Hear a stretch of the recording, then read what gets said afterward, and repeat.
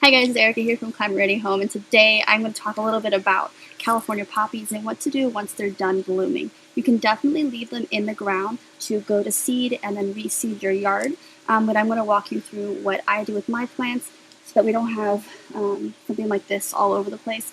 I live in a place that is a high-risk zone for fires, wildfires, so it's important for us to make sure we're getting all that dried out vegetation out of our yard. So let's get started. Let's talk really fast with the life cycle of the poppy flowers so you know when to start cutting your plants.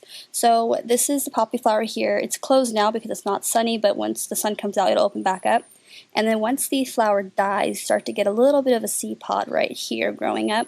And then eventually all the petals fall down and the seed pod will grow nice and long, and then it will start to dry out. And when it gets dry enough, it will break open and you will have little poppy seeds fly all over the place. So you want to wait until your plant gets to about like this area. You don't want the pod to be too bendy, I find. So probably one of these 3 stages is what you want to look for before you cut your poppy plant. So now that you know that, let's go cut the plant. Okay, so this is the plant I'm going to remove. There's 2 ways of doing this. You can pull the plant out of the ground. I would not recommend this just because you're going to be disturbing the soil when you do this, and it'll allow for weeds to pop through around that disturbance. So my suggestion is to cut the plant. So you're going to need a sharp pair of pruning shears, and you're going to want to cut the plant as close as you can to the bottom, so that way you can just put some mulch over it and you won't be able to see the cut.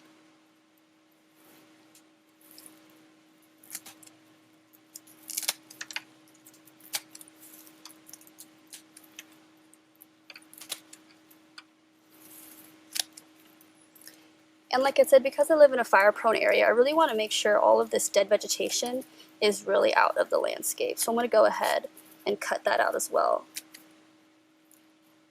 And eventually what's going to happen is the stems and the roots below are going to decompose into the soil, and you're not going to be disturbing the soil at all, so the weeds won't be giving you problems. So here's our plant. At the very tips we have the pods. So these are what we're going to want to save so we can dry them out and reseed the front yard or the backyard next season. What you can also do is actually, once these pop out, is you can reseed immediately, and then the seeds will kind of hang out until they're ready to germinate next spring. Yeah, springtime. So what we do is I just pull everything out. These actually will ripen on the plant, but it's a big old mess. So pull out all of the pods, and the pods are ready to go. So the plant that I pulled out have pods that they're not fully green, and they're actually already starting to turn a little bit brown, and they're really firm.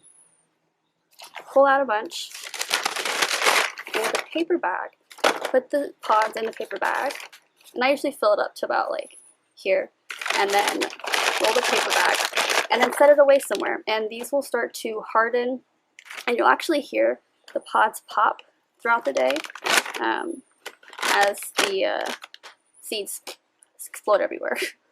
Okay, so this is a bag that I filled about 2 weeks ago, and I already have poppy seeds in there.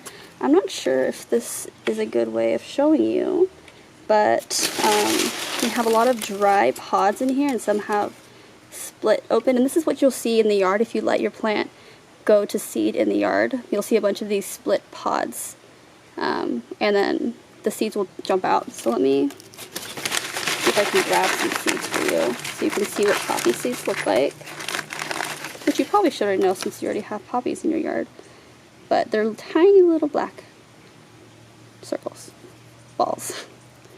I mean, what you can do here is, again, you can save these until next season and then throw them out in your yard for the springtime, or you can just throw them out once they pop out of this bag and let them just sit in the soil until they're ready to germinate. Okay guys, that's all I have to say for today. If you guys have any questions, feel free to ask me, and hopefully I have the answers. Alright, bye.